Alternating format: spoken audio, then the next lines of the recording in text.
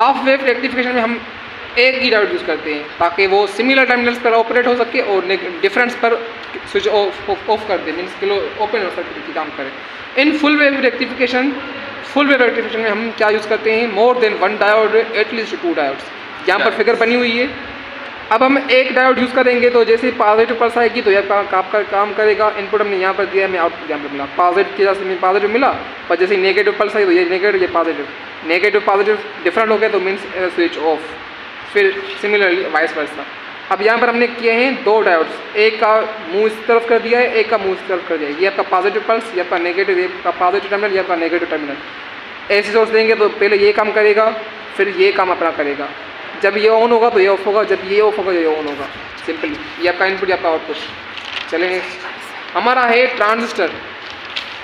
Transistor आपका क्या है, 3 टर्मिनल डिवाइस है और डायोड आपका क्या है, 2 टर्मिनल डिवाइस है।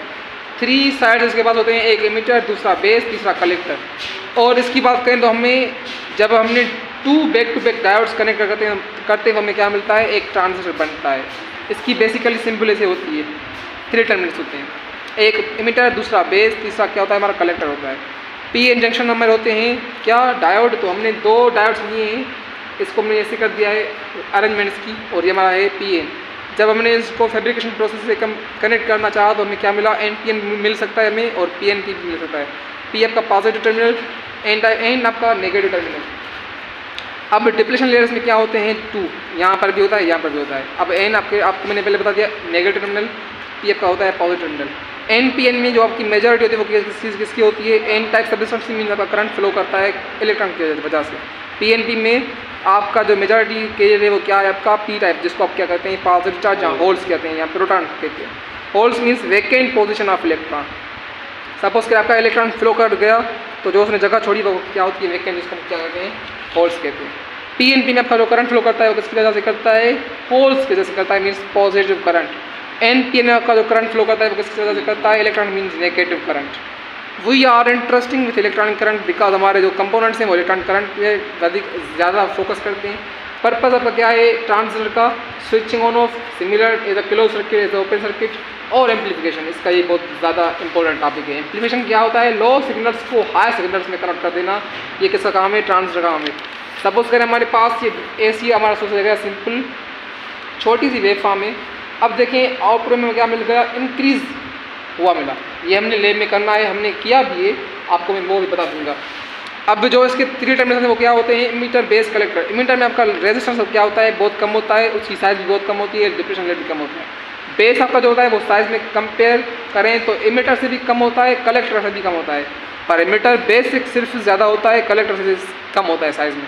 अगर कलेक्टर की बात कर दी जाए तो वो सभी से ज़्यादा साइज़ में होता है, उसका रेजिस्टेंस भी क्या होता है, बहुत ज़्यादा। आपका जो आउटपुट हमें मिलता है वो भी कहाँ पर मिलता है, हमें कलेक्टर में ही हमें आउटपुट मिलता है। अगर फिगर्स की बात करें तो आपका पीएनपी और एनपीएन को आप कैसे पहचानेंगे, जब आपका एरो डाउनवर्ड हो मीटर की तरफ तो आप क्या कहेंगे, वो आपका एनपीएन है, अदरवाइज आपका क्या होगा, पीएनपी होगा।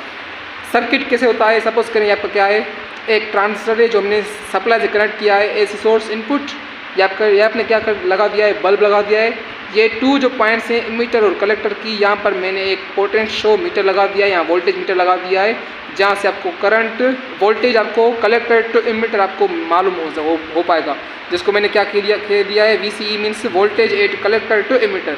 यहाँ पर जो आपका लोड मिलेगा आउटपुट पर, आपका लोड मिलेगा voltage at collector. Common emitter, इसके 3 कनेक्शन होते हैं, common connections, common emitter connection, common base connection, common collector connection. Common emitter connection means जिसमें आपका इमीटर दोनों साइड से क्या हो, कनेक्ट हो, बेस से भी और कलेक्टर से भी। कॉमन बेस जिसमें आपका बेस कनेक्ट हो कलेक्टर से भी और इमीटर से भी। जिसमें कॉमन कलेक्टर मीन्स जिसमें आपका कलेक्टर कॉमन हो, बेस से भी कनेक्ट हो और इमीटर से भी कनेक्ट हो। अब हम यूज़ क्या करते हैं, basically means mostly common emitter use करते हैं, क्योंकि हमारी इसमें वोल्टेज भी ज़्यादा होता है, करंट भी ज़्यादा है, तो आपको पता है फार्मूला P = VI, पावर का फार्मूला। अगर इन दोनों की प्रोडक्ट मैक्सिमम होगी तो आपका पावर क्या होगा, मैक्सिमम होगा। कॉमन बेस में आपका वोल्टेज क्या होता है, ज़्यादा, पर करंट आपका क्या होता है, डिक्रीज होता है। कॉमन कलेक्टर में इसका रेसिप्रोकल। अब भी आप यहाँ पर सोचेंगे कि वोल्टेज का और करंट का यहाँ पर रिलेशन क्यों नहीं बन रहा अकॉर्डिंग टू ओम्स लॉ, क्योंकि यहाँ पर ओम्स लॉ वैलिड नहीं है। ओम्स लॉ वैलिड है लीनियर रिलेशनशिप के लिए, V direct proportional to I at constant resistor. पर यहाँ पर अभी हम बात कर रहे हैं नॉन लीनियर की, तो यहाँ पर ये ओम्स लॉ वैलिड नहीं है। यहाँ पर देखें we mostly common use common collect emitter, जिसमें आपका वोल्टेज और करंट आपका क्या होता है, मैक्सिमम होता है। हमने फार्मूला पढ़ा है power is equal to work per time. अब वर्क हमने पढ़ा है force into displacement upon time. Force अब हमारा क्या होता है इलेक्ट्रोस्टैटिक फोर्स में F is equal to Q E. हमने यहाँ पर फार्मूला कर दिया, तुम्हें क्या मिला, Q E T upon T, same equation. अब Q upon T means charge का फिल हो तो क्या हमें क्या मिलेगा, करंट। ई डी आपका क्या होता है, वोल्टेज, तो P is equal V I formula बन गया। If V does not equal zero, I does not equal zero, तो आपका power P does not equal zero होगा, क्योंकि इनकी प्रोडक्ट अगर जीरो नहीं है तो ये भी आपका जीरो नहीं होगा। तो मीन्स हमारा जो मोस्टली होता है कॉमन एमिटर में आपका पावर क्या होता है, सबसे मैक्सिमम होता है, तो हम यूज़ करते हैं कॉमन एमिटर। कॉमन बेस में आपका एक चीज़ कम तो आपका पावर भी कम। कॉमन कलेक्टर में आपका पावर कम होता है क्योंकि आपकी एक चीज़ कम हो जाती है। सपोज करें हमने यहाँ पर एक प्रॉब्लम लिया है, V is equal to 2 volt, I is equal 5 ampere आपका है, किसमें कॉमन एमिटर में, आपका पावर क्या मिला 10 वोल्ट।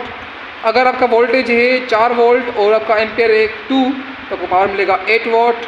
और अगर आपका वोल्टेज है 2 वोल्ट और आपका करंट है 3 एम्पियर तो आपका पावर मिलेगा 6 वोल्ट। मीन्स कॉमन बेस और कॉमन कलेक्टर में आपका क्या है, कम है पावर, तो सबसे मैक्सिमम जो आपको पावर मिलेगा वो इसमें मिलेगा, आपको कॉमन एमिटर में मिलेगा। आई होप आपको समझ आ गया होगा, तो प्लीज़ सब्सक्राइब और लाइक कर दीजिए। Thank you.